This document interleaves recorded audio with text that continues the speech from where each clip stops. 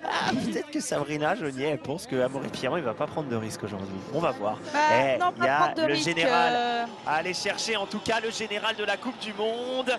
Il lui tend les bras. Amaury Pierron, c'est parti pour le triple vainqueur. 2 manches de Coupe du Monde cette saison, celui qu'il a déjà remporté par le passé. Il lui suffit de rentrer dans les 25 pour l'instant pour espérer aller chercher la victoire et le général. Va-t-il prendre des risques, Sabrina? C'est la question qu'on se pose, bien sûr. Va-t-il mettre un point d'honneur à remporter cette manche de Coupe du Monde? C'est la question qu'on se pose, bien sûr. Il y aura forcément une prise de risque. C'est obligé sur une piste comme aujourd'hui. Je doute pas de la qualité de son run. Je sens juste que Finals est vraiment en surconfiance du fait d'être à domicile. Allez, 1-3 de retard, c'est pas grand chose par rapport au run de Laurie Greenland, surtout qu'on peut être très fort sur le bas. En tout cas, un run puissant, Laurie Greenland. Ouais, non! Oh, la chute d'Amaury! Ah non! Aïe, aïe, aïe, aïe! Il faut repartir, il y a énormément d'écart. Oh, c'était ça qu'on craignait le plus. Vite, j'espère qu'il ne s'est pas blessé surtout. Ouais, bah oui, c'est surtout ça. Là, avec l'adrénaline, sur le coup, c'est sûr qu'il aura pas mal, mais j'espère qu'il n'y aura pas de dégâts après. Oh, 58 km/h en sort de chute. Ouais, ça va. Bon, allez. Je crois que toute cette pression autour du général qu'on met aux athlètes, je crois qu'il faut arrêter à un moment donné. Et juste les laisser faire leur job. Ah, mais c'est le boulot aussi, ça fait partie. Concentré. Oui, ça fait partie du travail mental et ça fait partie du game. Amaury Pierron, bah voilà, ce sera pas pour aujourd'hui le général de la Coupe du Monde. Une grosse chute là, comme il vient de faire. Repartir 0 vitesse, reprendre de la vitesse tout de suite, rester concentré parce que là, ces trages sont propres. Peut-être un peu moins de rythme qu'il aurait mis en faisant un run continu, bien sûr, mais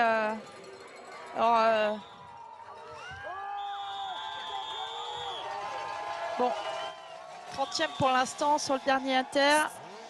C'est sa première grosse faute de la saison, si je dis pas de bêtises. Il vaut mieux la faire aujourd'hui que dans 3 semaines. C'est ça. Amaury Pierron qui va en terminer. 25e. Ah bah tiens. Sauf que le problème, c'est que derrière, il y a Greg Minard et Finn Hiles qui vont s'élancer. Il y a l'expérience et la jeunesse. C'est ça.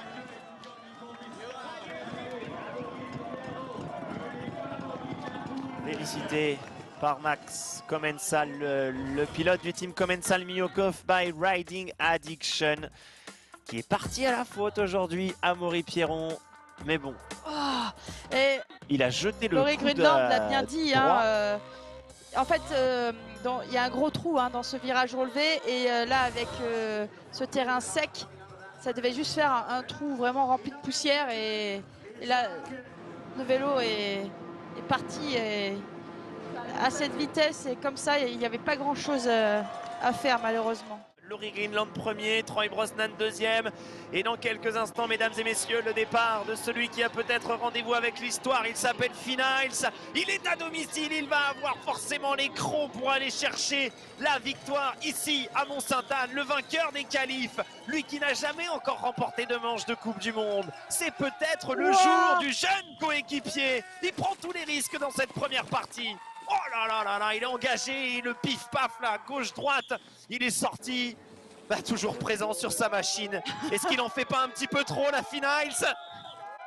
Je crois que c'est ce qu'il faut aujourd'hui pour gagner et il le veut plus que jamais. Il est à domicile, il n'est pas québécois, mais c'est pareil, ça fait partie du Canada. Il y a plein de choses qui le boostent ici. Son idole, Stevie Smith, avait gagné là. À l'avance. Il a perdu du temps entre le premier. Ouais, et entre le premier et le deuxième intermédiaire. C'est surtout que Laurie Greenland a fait un sous-bois énorme. En tout cas, au niveau de la vitesse, position, c'est le même run engagé que Laurie Greenland. Il faut que ça tienne jusqu'en bas. Mais il est dans une très bonne saison au final. Il est de plus en plus stable dans ses résultats. Il nous fait des runs encore de dingue, comme on avait pu voir en Andorre. Où il nous avait mis du palpitant quand même. Mais là, il a l'air de maîtriser ce qu'il fait. Il a repris du temps, une demi-seconde. Il est dans le vert au 3e inter, imaginez-vous. Le public de Mont-Sainte-Anne ici doit être complètement fou sur la ligne d'arrivée. Finals pour aller décrocher la timbale ici à domicile. Finals obligé de se relancer ici, toujours très engagé. Il est premier à la sortie de la key section. Je pense que dans sa tête, il était décidé de gagner aujourd'hui et ça se ressent sur ce run. Alors, c'est loin d'être fini, il peut se passer encore plein de choses.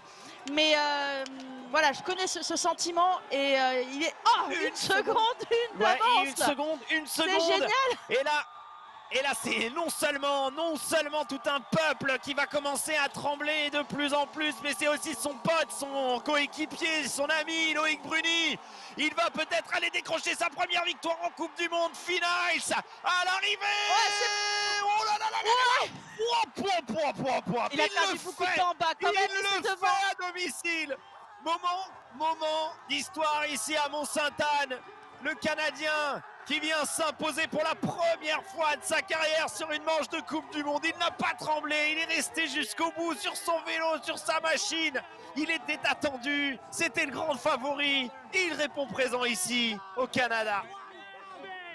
Il a eu une sacrée progression au niveau du mental, de la confiance cette année. Ça s'est ressenti sur tous ces dernières finales.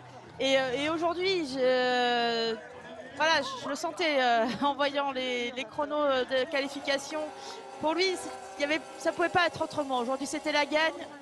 Et j'en connais un là-haut qui doit le regarder avec fierté aussi, Stevie Smith. Voilà, gagner sa première manche de Coupe du Monde comme ça, en élite. Après tous les déboires qu'il a eu quand même les dernières années, on a pu le suivre. Il lui arrive souvent des pépins. Gagner comme ça la première manche de Coupe du Monde au Canada, c'est simplement génial. Et il nous a fait peur sur la première partie. Sabrina, il est parti full gaz, il est parti comme une balle. Mais il est resté là, cette fois-ci sur sa machine. Et comme vous l'avez dit très justement, les affres de la chute l'ont souvent hanté en finale de manche de Coupe du Monde. Il avait toujours fait des super qualifs, mais sur les finales, c'était toujours compliqué pour lui. Le voilà sur le toit du monde aujourd'hui, ici à domicile, devant sa famille, devant ses potes, devant ses amis. Tout le monde est heureux, c'est vraiment beau à voir. Ils sont fous les Canadiens. Il y en a qui lui courent après. C'est génial.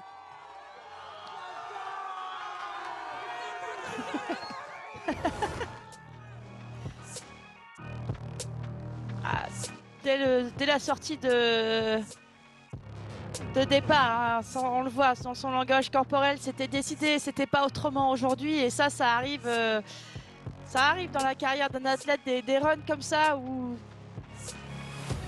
c'est comme ça, tout simplement. On le sait, dès le premier virage, il devait le sentir et il avait tout pour lui aujourd'hui, pour tout maîtriser, tout ce qu'il avait travaillé avec son équipe, son coéquipier aussi,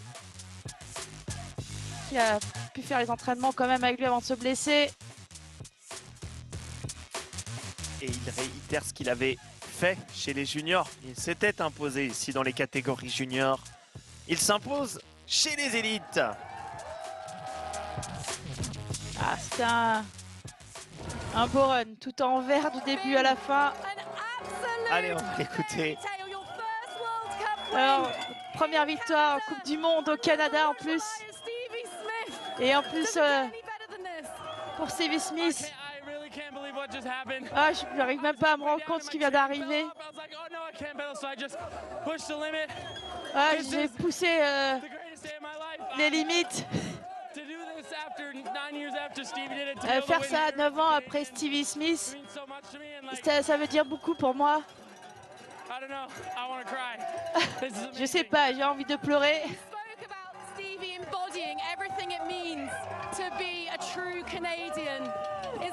Voilà, être un vrai Canadien, prendre la relève de Stevie. Ah, donc il le disait, hein, c'est l'inspiration que Steve a donnée à tous les jeunes Canadiens qui arrivaient derrière. Et j'ai suivi ses pas. Et je peux pas, je me rends pas compte encore.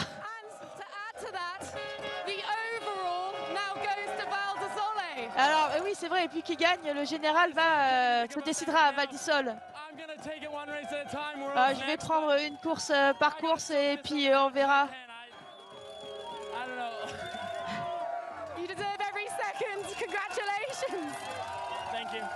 Il va nous faire pleurer. Ouais, bah, j'ai les larmes aux yeux de voir l'émotion comme ça. Ouais, là c'est super émouvant. Hein.